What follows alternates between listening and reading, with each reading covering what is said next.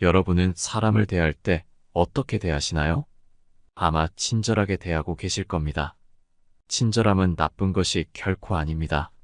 하지만 아무에게나 친절한 것은 좋은 것도 아닙니다. 왜냐하면 사람이라고 다 같은 사람이 아니기 때문이죠. 오늘은 여러분들과 함께 쇼펜하우어의 지혜를 빌려서 모두에게 친절하면 절대 안 되는 이유를 함께 알아보려고 합니다. 우리 삶에 큰 도움이 될 오늘의 지혜를 꼭 한번 들어봐 주시기 바랍니다. 첫 번째, 타인에게 너무 잘해주거나 친절하게 대하지 마라. 나의 호의가 바른 사람에게 전해진다면 기쁨으로 돌아올 수도 있지만 대부분의 사람들은 나를 무시하고 그저 이용해 먹기 좋은 사람으로 볼 수 있다. 사람들에게 지나치고 관대하고 정이 많은 것은 장점이 아니다. 이렇게 행동하게 되면 상대방은 나를 얕잡아 보고 무례하게 행동하기 마련이다. 항상 내 선을 넘나들며 어디까지 선을 넘어도 되나를 계산하기 마련이다. 따라서 그런 사람과 친해지기보다는 나의 천성과 맞는 사람에게 더 많은 시간과 정성을 갖는 것이 차라리 이롭다는 것을 명심하라. 성공이라 함은 자신의 천성에 유리한 것은 적극적으로 취하고 천성에 어울리지 않는 것은 빠르게 배척함으로써 만들어지는 법이다. 이렇게 행동한다 해서 다른 사람에게 매정한 사람으로 비춰질까 염려하며 전전긍긍하는 사람들이 있다. 하지만 인간의 본성은 원래 그러한 법이다. 인간 됨됨이가 서로 상반되는 사람들은 서로를 미워하는 법이고 누군가가 나를 질투하고 멸시하는 일은 흔하다. 그렇기에 그런 부정적인 감정에 큰 의미를 두지 마라. 두 번째, 자신의 재능을 과시하지 마라.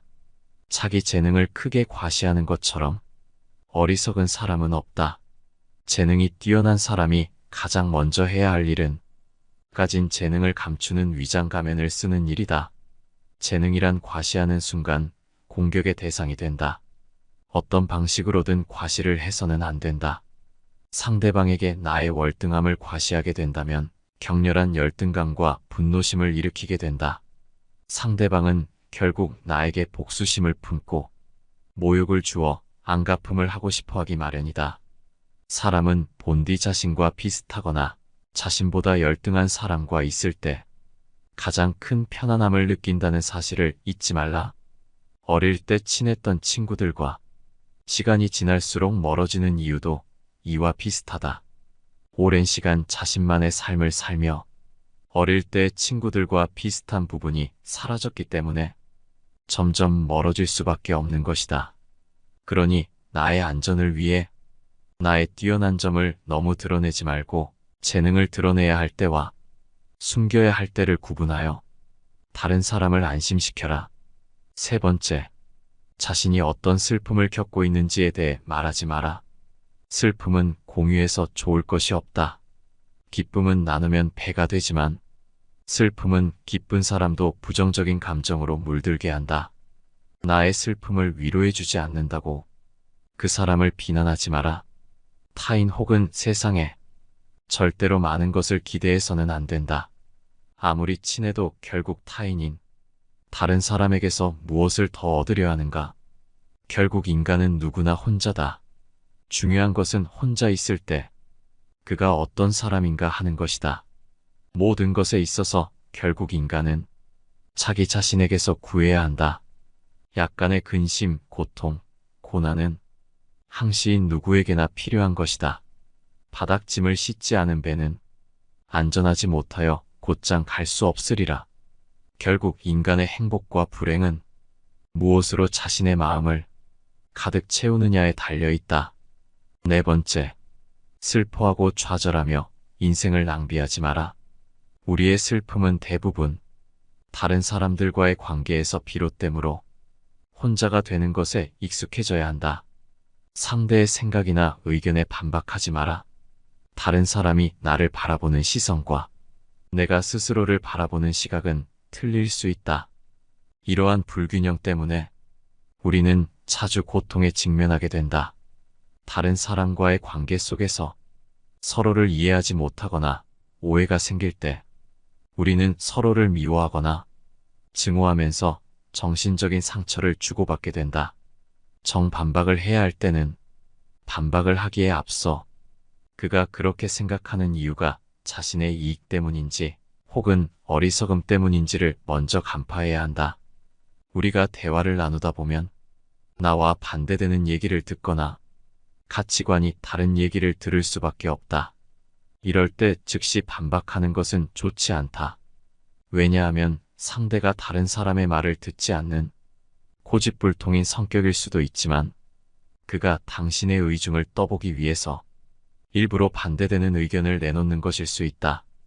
전자의 경우에는 웃고 넘겨버리면 그만이지만 후자의 경우에는 그 속에 감추고 있는 위험에 대비해야 한다. 건전한 논쟁은 좋은 일이다. 하지만 건전한 이유가 아닌 그저 당신의 속마음을 알아내려는 교활한 속셈을 가진 사람을 대할 때에는 5번째, 경계심을 풀지 마라. 경계심이란 마음의 빗장을 단단히 걸어두는 것이 지혜롭다. 개인적인 비밀을 사람들 앞에 드러내지 마라. 개인적인 비밀을 남들에게 얘기할 필요가 없다.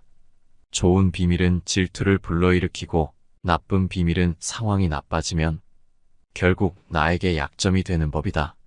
따라서 개인적인 비밀은 마음속 깊이 숨겨두어야만 한다. 아무리 친한 친구에게도 객관적인 자기 모습만 보여주는 것이 좋다. 주관적으로 바라보면 친구도 결국 남이기 때문이다. 적에게 알려서 안 될 일은 친구에게도 알리지 말라는 아라비아 격언이 있다. 비밀을 지키면 비밀의 주인이 되지만 비밀을 고백하면 비밀의 노예가 된다. 그리고 평화의 열매는 결국 침묵의 나무에서 열리는 법이다. 말이 많으면 말 실수가 느는 법이다. 과묵함은 처세의 근본이란 사실을 우리는 결코 잊지 말아야 한다. 6번째, 상대의 인격을 무시하는 말을 하지 마라. 비록 천하고 가련하며 비웃음을 받아 마땅한 사람이라 할지라도 그의 인격을 무시해서는 안 된다.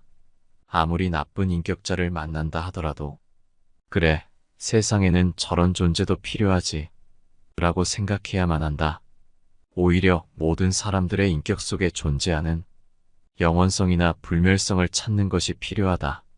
모든 사람의 천성은 결코 쉽게 변하지 않는다. 지나치게 관대하고 다정하면 상대방은 무례해진다. 인간은 자신을 찬양하는 사람보다 자신을 경멸하는 사람에게 더 신경을 쓴다. 사람들이 한평생 수많은 위험을 무릅쓰고 땀 흘려 노력하는 원인은 무엇보다도 남들에게 인정을 받기 위해서다. 인정하는 말을 하고 무시하는 말을 하면 안 된다. 인격을 무시하는 공격적인 성향은 언제나 비이성적인 말을 동반한다. 환경이 변하면 이해관계도 변하기 때문에 상대방의 태도나 행위도 달라질 수 있음을 명심해야 한다. 말이나 표정으로 부정적인 감정을 드러내는 것은 무익하고 위험하며 우스꽝스럽고 어리석은 일이다. 인간이란 모두가 똑같다. 그들은 칭찬을 받으면 비록 사탕발림이라는 걸 뻔히 알면서도 흐뭇해한다. 인간의 이런 특성은 이해하기 어려울 만큼 어리석고 무의미하다. 7번째, 나의 걱정을 남에게 말하지 말라. 당신이 직면한 문제를 절대로 남에게 말하지 마라. 일할은 신경조차 쓰지 않을 것이고 구할의 사람들은 당신이 문제에 처했다는 사실에 몹시 기뻐할 것이다. 언제 닥칠지 모르는 사건 때문에 마음의 평화를 잃는 일은 없어야 한다. 이를테면 우리는 불행한 일이 절대로 일어나지 않을 것이라거나 적어도 지금 당장은 일어나지 않을 것이라고 생각할 필요가 있다. 걱정에 대한 상상력을 억제하라. 걱정은 한번 시작하면 좀처럼 걷잡을 수 없게 된다. 거센 폭풍의 기운에 휩쓸린 것처럼 제멋대로 자라는 것이 걱정의 특징이다. 걱정에 대한 상상력은 모래성과도 같다. 우리는 걱정으로 모래성을 쌓지 않도록 반드시 경계해야 한다. 걱정의 모래성은 많은 열정만을 낭비할 뿐이다. 걱정으로 세운 건물은 단 한 번의 한숨으로 무너져 내릴 만큼 허망하다. 그러나 무엇보다도 주의해야 하는 것은 불행을 상상하면서 걱정하는 일이다. 바로 눈앞에 불행이 닥치기 전에는 미리 걱정하지 않는 것, 그것이 지혜로운 자의 행동이다. 8번째, 혼자가 되는 것에 익숙해져라. 인간은 누구나 홀로 있지 않을 수 없다. 결국 인간의 행복은 얼마나 홀로 잘 견딜 수 있는가에 달려있다. 남들이 뭐라고 생각할까?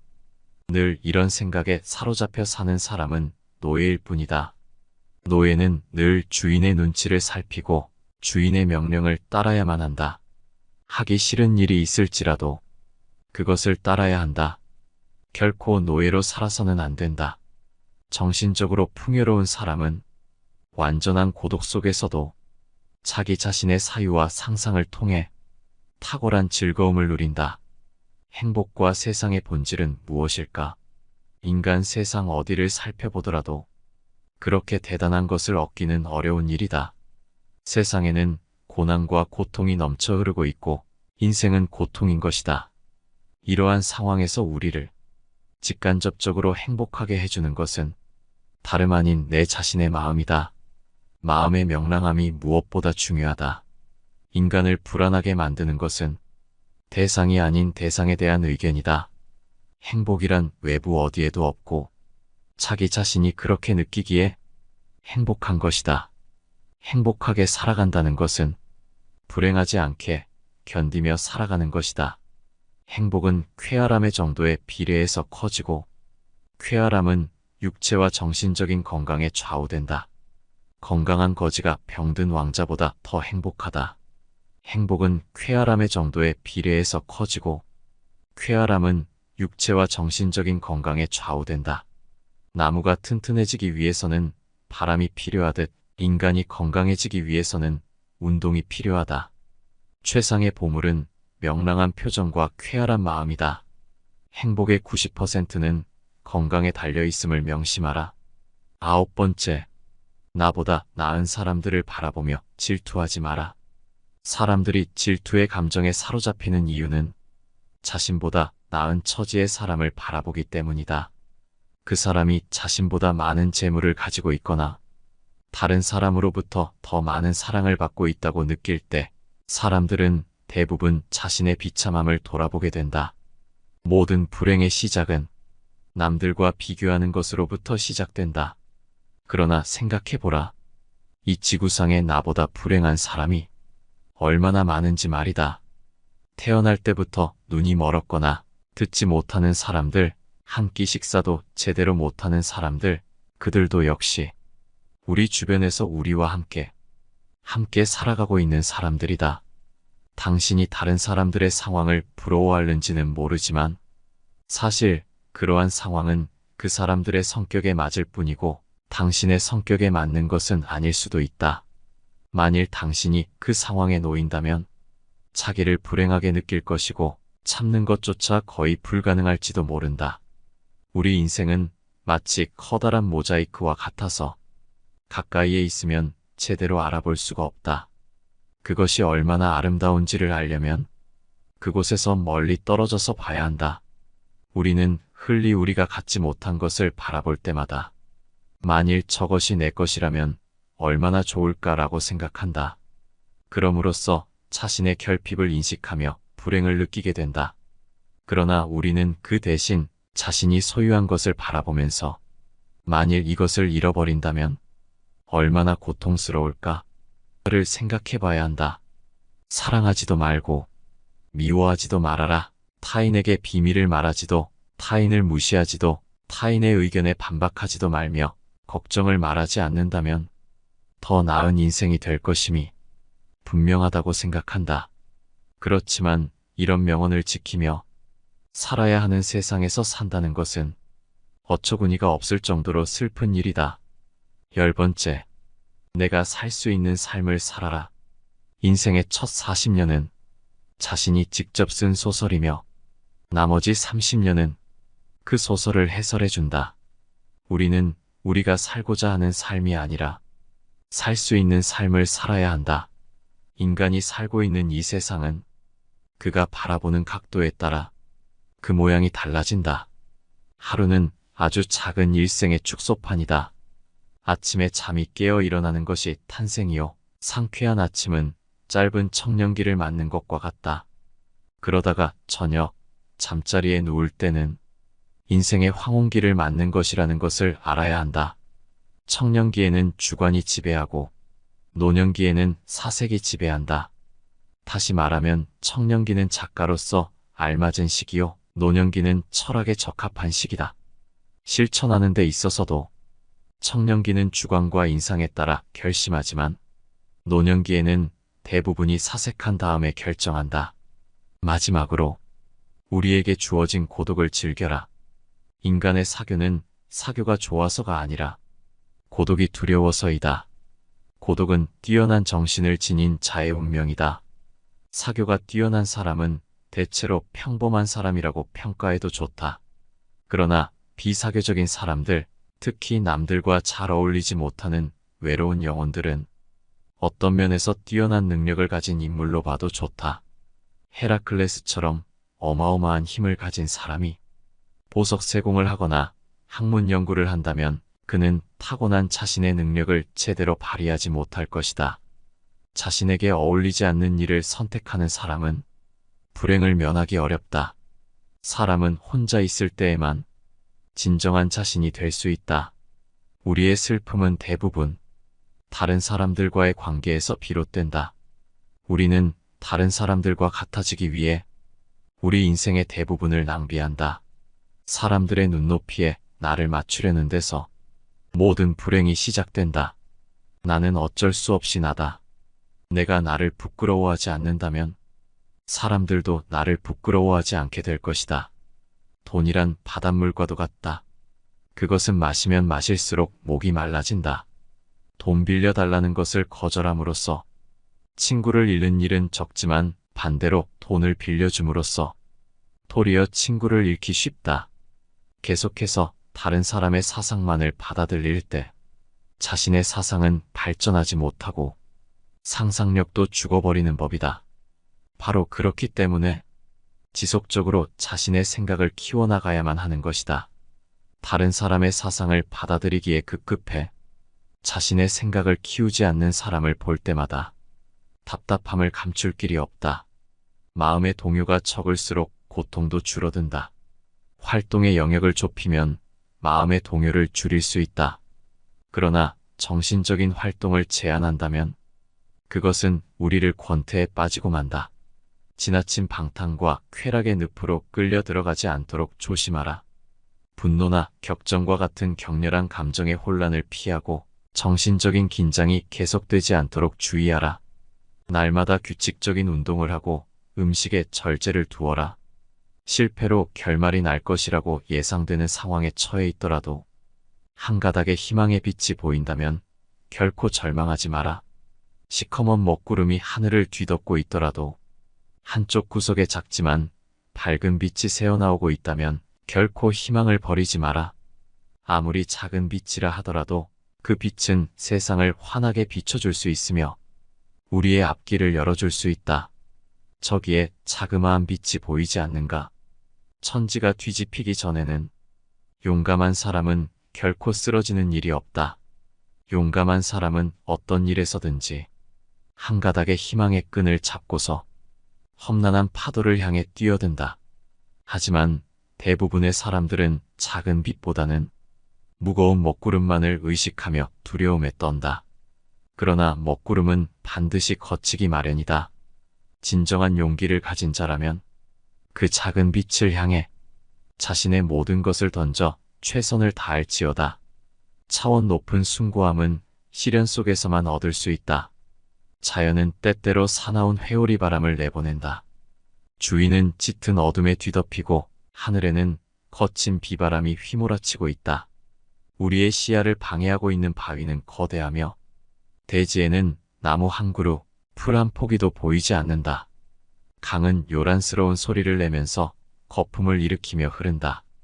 골짜기를 스며드는 바람은 귀신의 비명소리를 방불케 한다. 그렇게 우리는 손과 발이 묶인 채 자연과 싸워야만 한다. 이러한 조건 속에서도 고통이나 고뇌의 마음을 빼앗기지 않고 사물을 객관적으로 바라볼 수 있다면 인식의 순수한 주체인 나는 모든 것을 분명하게 통찰할 수 있다.